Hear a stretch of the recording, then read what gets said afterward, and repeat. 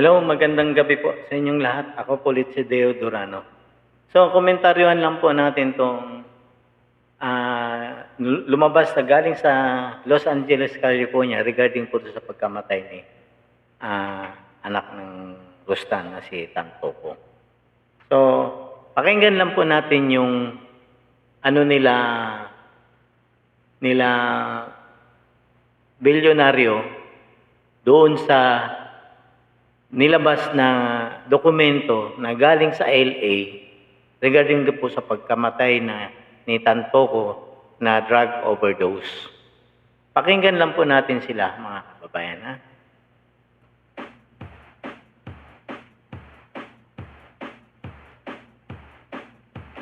Dancing with the beat with DJ Glenn on the mix.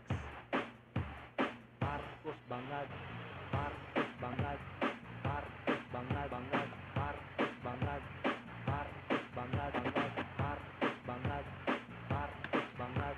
Kaya mga kababayan, so pakinggan lang po natin yung report ng Bilyonaryo TV,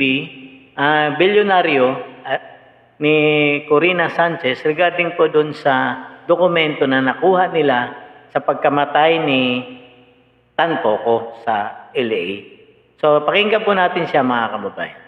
Nananatiling open ang case status ng pagkamatay ni Rustan's Commercial Corporation heir, Paulo Tantoco, na ayon sa Los Angeles Coroner's Office ay dahil sa cocaine overdose.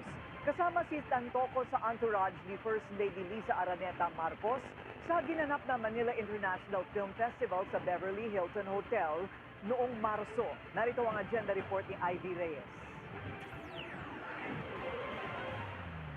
Pumanaw si Paulo Tantoco noong March 8 sa Beverly Hilton Hotel kung saan ginanap ang Manila International Film Festival. Isang business science sa entourage ni First Lady Liza Araneta Marcos. Sa isang video clip na nakuha ng Billionaire News Channel, makikita si FL na sumasayaw sa after party ng MIFF gabi ng March 8. Wala pang pahayag sa ngayon ng Malacanang tungkol dito at hindi pa rin kumpirmado kung sino-sino ang dumalo sa LA. Pero sa isa namang video posted on the First Lady's social media page, makikita si Senate President Cheese Escudero, Senate President Pro Tempore Jingoy Estrada, MMDA Chairman Romando Artes at Tourism Secretary Cristina Frasco. Nauna nang itinanggi at tinawag pang fake news ng palasyo ang alegasyon ni VP Sara na cover-up lang sa pagkamatay ni Tantoco ang pag-aresto sa kanyang ama na si former President Rodrigo Duterte. Ruled as accidental ang pagkamatay ni Tantoco. Maaari rin daw factor ang posibleng komplikasyon nito sa puso bukod sa cocaine overdose na lumabas sa toxicology report. Sa isang ambush interview ngayong hapon, no comment si Presidential Communications Secretary Dave Gomez dahil pribadong usapan daw ang pagkamatay ni Tantoco. Based on facts, limitado pa rin ang impormasyon sa kaso ng Rustan's heir. Pero nananatiling bukas ang investigasyon dito. Para sa agenda, Ivy Reyes, Billionaire News Channel. Yan po, mga kababayan. So tikim po talaga ang kanilang boses dito, mga kababayan. Kasi bakit? Bilyonaryo po ito, hindi to ordinaryong tao si Tantoco, mga kababayan. Isa ho itong legit na businessman at anak po ito ng Rustans. Lahat ng Rustans po, kanya po yata. So ngayon, sinasabi ng palasyo ngayon na private daw na tao si Tantoco. Totoo naman po yun. Pribado po siyang tao. Pero bakit kasama siya sa ng First Lady, sa entourage ng First Lady? Alam ko po na pumunta doon ang kasama ng First Lady sila Frasco, yung anak ni Goson, o yung GMA yata yun, tapos si Tantoco, at meron din po sila Cheese Escudero, si Jingoy Estrada, pero kanya-kanya po silang entourage. Magkakaiba po ng hotel na tinutuluyan niya mga yan. Di ba po? Ngayon, doon po sa kasama mismo ni Lisa Marcos, doon po nangyari yung pagkamatay ni Tantoco.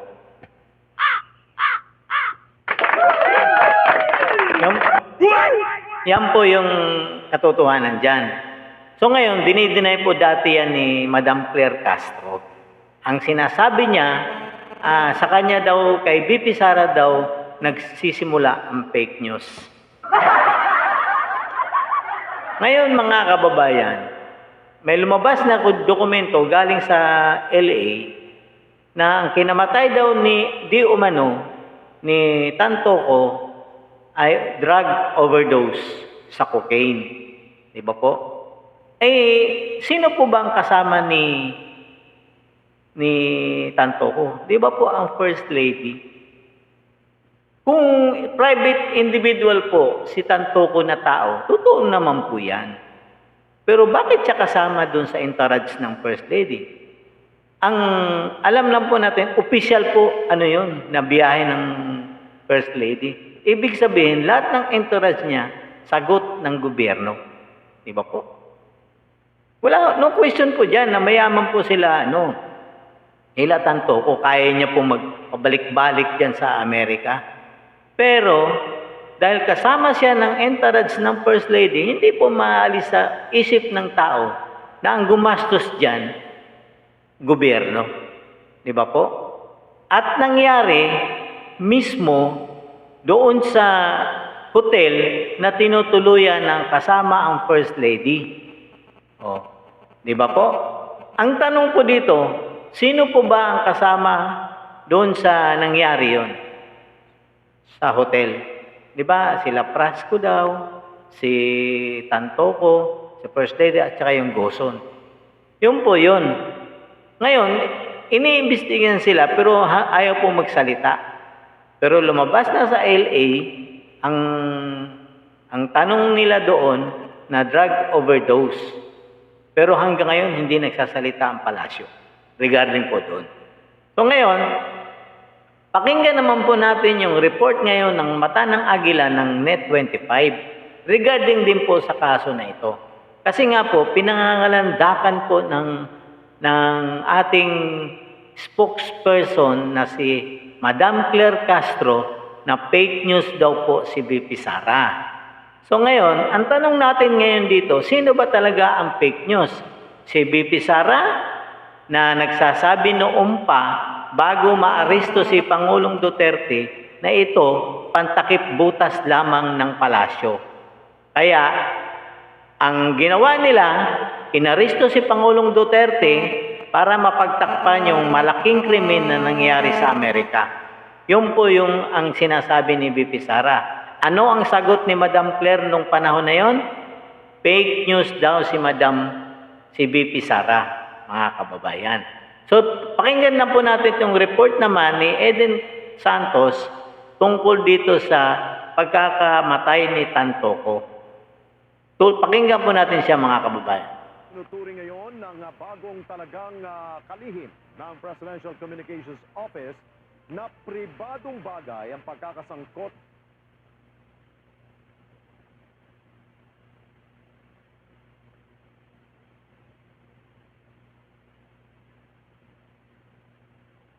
Hello mga kababayan, humina po yung wifi natin.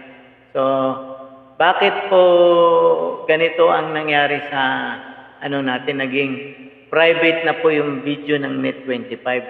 Siguro kinat na po ito ng palasyo. Bakit kaya? Mga kababayan,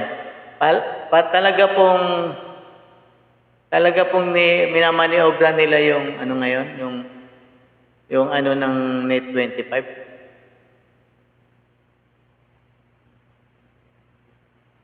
Kasi nga po,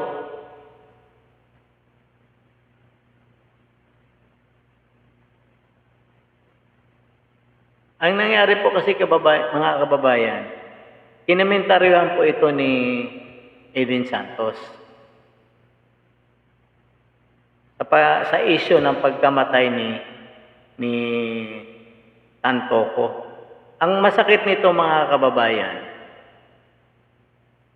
ang nangyari, hindi sila nagsasalita ngayon.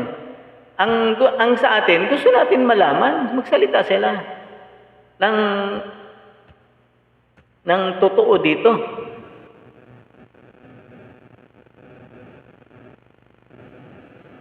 Kasi mahirap na lang po lagi lagi na lang bang tatakpan ng isang issue, yung issue? Pangit po yun mga kababayan kasi ang atin po, ang buong katotohanan mga kababayan. Hindi tayo pwedeng magpadala sa mga taong wala namang ginagawang tama. Isipin na lang po natin na ang administrasyong ito may war on drugs. Ay bakit ngayon yung asawa niya na involved sa droga?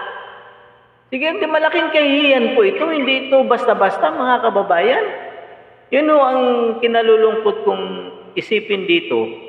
Bakit nangyari ito sa ating bayan? Samantala, malinaw naman po na sinasabi nila na kailangan po talagang malaman yung buong katotohanan dito. Kasi nga po, mga kababayan, gusto nating ang katotohanan. Kasi ang mahirap po kasi nito, lagi na lang ba tayong bukang bibig nito na pagtatakpan yung isang issue, mga kababayan? Nakakalungkot mang isipin, pero totoo talaga po ang nangyayari sa atin. So, mga kababayan, hanggang dito na lang po muna ako. Ako po ulit si Deo Durano. Magandang gabi po, magandang umaga, magandang hapon sa inyong lahat na mga OFW na aabot ng video na ito. So, don't forget po to like, share, and subscribe to my YouTube channel, Deo Durano TV 2.0. Magandang gabi po sa inyong lahat.